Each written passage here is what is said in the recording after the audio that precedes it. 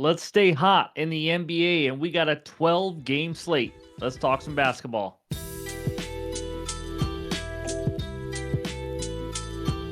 What's going on, everyone? Welcome back in to another episode for Just a Bet Outside. I am your host, Steven, and we're back to talk some Friday NBA basketball, and it is a great slate today, that's for sure. No more of that one-game stuff like we had yesterday, but winners of 9 of the last 11 days went 4-1 on Wednesday. Let's see if we can stay hot through the weekend. Quick reminder, NFL Week 11 Best Bets video is out now, so go check it out. We also give the best trends for Week 11. If you're looking for NFL player props, that video will be out late Friday night. So before we get into it, you guys know the deal. OUTLIER, the best player prop research tool out there on the market. It helped us hit 2 of the 3 leans in that Mavericks Jazz game if you did tail any of those. But click the link below. You see you get a 7-day free trial. You have absolutely nothing to lose. If you see that app or any statistics, anything that we show on this video or in the future, it's all from OUTLIER. So let's get into it because we got a 12-game slate. In-season tourney is active on Friday. That's right. So we got to start it with a dad joke. So here we go. Did you hear about the guy who cut off the left side of his body? He's all right now. Not bad. In this video, we're going to talk defenses versus the center position. We're going to give you the good and bad matchups like we do. We do a different position every single day, every single week. I'm going to be giving out against the spread over and under numbers and all that for teams probably early next week just to kind of give you a heads up. And then we'll give you our best bets and finish it with the recap. We do not have a recap of the day previous because we didn't have any official bets in the Mavericks Jazz. And, we went 4-1. We kind of showed that already last time. So that's what we got. Hit that like button if you haven't already. Leave a comment below to help this channel continue to grow. Let's have a great Friday. If you're new to the channel, hit that subscribe button for me and come talk some sports. Discord link is below, completely free, and we have a lot of fun and a lot of smart people in there talking sports every single day. All right, it's time, and that means we talk some centers. All right, we start out with the defenses giving up the most points to the center position. These are the 10 right here. Raptors 26.6, struggling mightily. Wizards 26, Jazz all the way down. T-Wolves, Nets.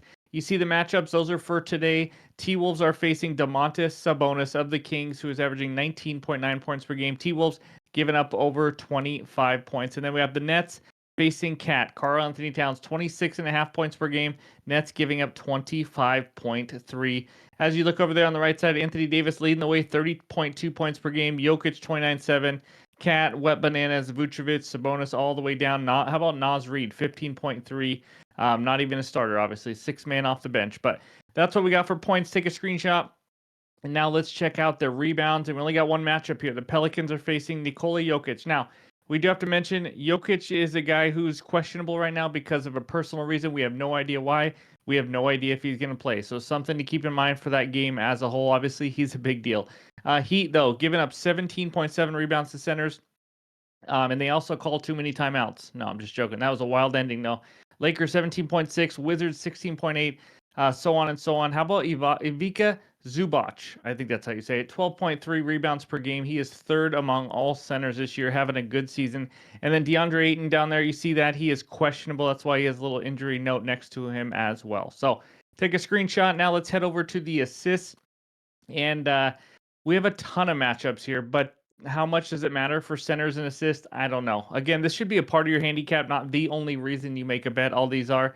But Raptors are facing Jalen Duren, who is averaging 3 assists per game. Raptors giving up 5.4.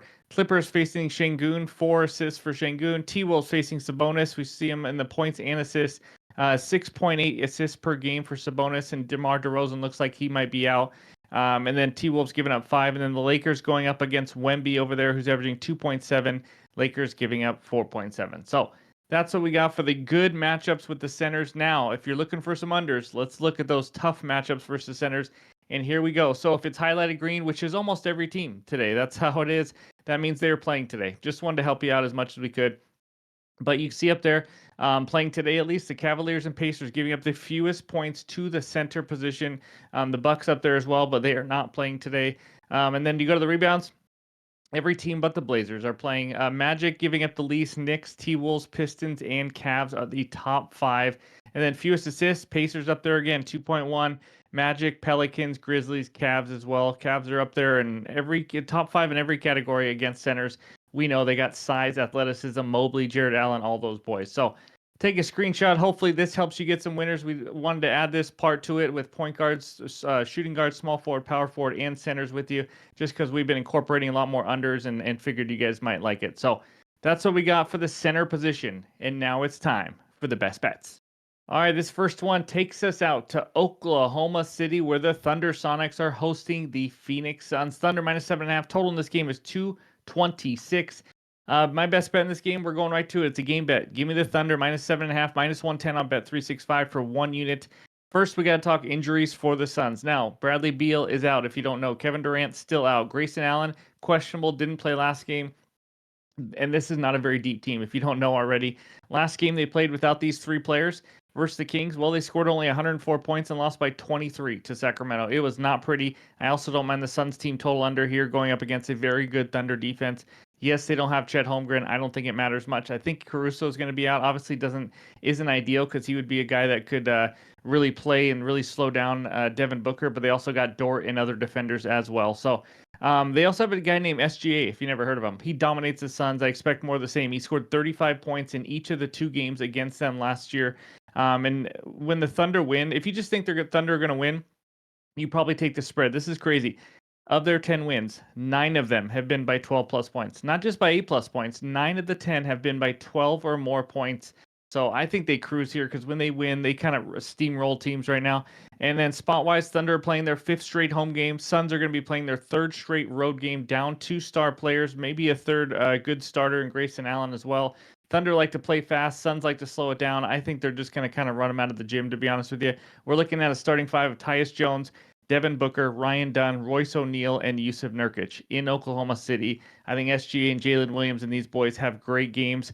I think the Thunder make it 10 of 11, winning by 8 or more points, or winning by 12 or more, maybe even. So give me the Thunder minus 7.5 as my first best bet.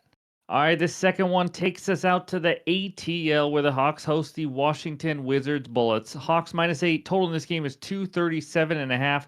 This is the game of the day, obviously. We are all excited about it. I am betting a guy that I have trust issues with, but we're going to do it. Give me Jordan Poole over 21.5 points at minus 104 on FanDuel, 1 unit play. This guy is a streaky shooter, to say the least, but he's been playing decent this season, that's for sure. He's coming off a 42-point game versus the Spurs. He has the ability to easily cash this when he is on, that's for sure. But as you can see by this screenshot with OUTLIER, he's over this in 6 of the 10 games this year, including twice versus the Hawks already, where he scored 26 and 24 points. In those games, he took 17 and 18 shots, 8 and 9 3 balls attempted. He will get his shot in this game, that's for sure. Yes, Kuzma is back last couple games. He's over this in 3 of 5 games with Kuzma. That's really not a big deal for me because Jordan Poole is a guy that will make sure he finds his shots. But matchup, it's pretty awesome. According to Hashtag Basketball, which is the site I use for these stats and defense versus positions, Hawks giving up the 2nd most points to the point guard position this season. And also, what I love about this matchup, the Hawks are giving up the most above the break threes in the league, and that's what you like to see because Jordan Poole loves to shoot there, loves to shoot everywhere, but really it's about that 3-point line. The Hawks have also given up the highest 3-point percentage as a defense in the entire NBA. That's right. So I expect Poole to get some easy looks. It's going to be up to him to knock him down. If he's taking 18 to 20 shots or 8, 9, 10 threes, I love the read. It's just up to him to knock it down. So hopefully he is going to be on. I think just even a decent night with the volume he should have, I think we'll get him there. So other stats, Poole is averaging just under 31 minutes per game. He's averaging 16.4 field goal attempts per game, 8.1 3-point attempts per game. Again, he's already done it twice. Let's make it 3 times. Let's have a pool party. Give me Jordan over 21.5 points as my second best bet. All right, this third one takes us out to Houston, Texas, where the Rockets are hosting the LA Clippers. Rockets minus 4.5. Total in this game is 215. My best bet is another guy I have trust issues with. That's just what we're doing today, I guess. Give me Alperen Şengün over 13.5 rebounds plus assists at minus 115 on DraftKings. It's for a unit, but as you can see by this screenshot from OUTLIER, he is over this in 9 of 12 games this season. That includes the last game he just played, which was against the same Clippers team where he had 17 RAs. In that game, he had 11 rebounds on 20 rebound chances and 6 assists on a ridiculous 13 potential assists. He actually got a little unlucky on the assists in that game. On the season, he's averaging 20.5 rebound chances, 8 potential assists per game. That is like 29 PA or potential assists and rebound chances. That is a ton for only needing 14. Just 50% of that is about 14 to 15, obviously, but in games where he's played 26 or more minutes, so that's including a few games where he just didn't play a lot. That I don't expect that to happen. In games where he even just played 26 plus minutes, which he averages more than that, that's going to be 9 games. He is over this in 8 of 9. He's averaging 22.3 rebound chances and almost 9 potential assists. We're talking 31 when he's playing, what was it, 26 plus minutes. Sorry, late night, guys.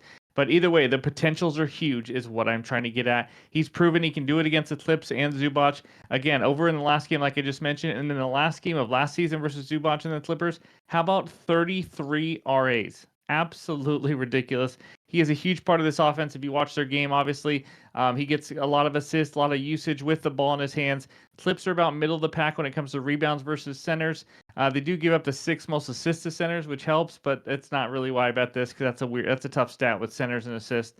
But as long as Şengün gets his minutes and the coach likes him and he's playing well, I absolutely love him to go over. He has a chance to possibly ladder this up. So give me the Swiss Alps over 13.5 rebounds plus assists as my third and final best bet. There will be bets coming in the morning, and don't you worry, there will be at least one under in that. But right now, it's just the 3 bets the night before. So be sure to check the pinned comments, X, and Discord, which is free for all added plays. So before we get out of here, let's check out the recap. All right, here are the 3 plays so far. Give me the Thunder -7.5 for 1 unit at -110. Jordan Poole over 21.5 points at -104 on FanDuel. And then Alperen Şengün over 13.5 rebounds plus assists at -115 for a unit. More plays coming in the morning. Thank you guys for watching and supporting all week long. I really appreciate it as this NBA season is off and rolling. Again, go check out that NFL Week 11 Best Bets video with the player props video coming out late Friday night. But thanks again for watching. Hope everyone has a great Friday, and we'll talk to you soon.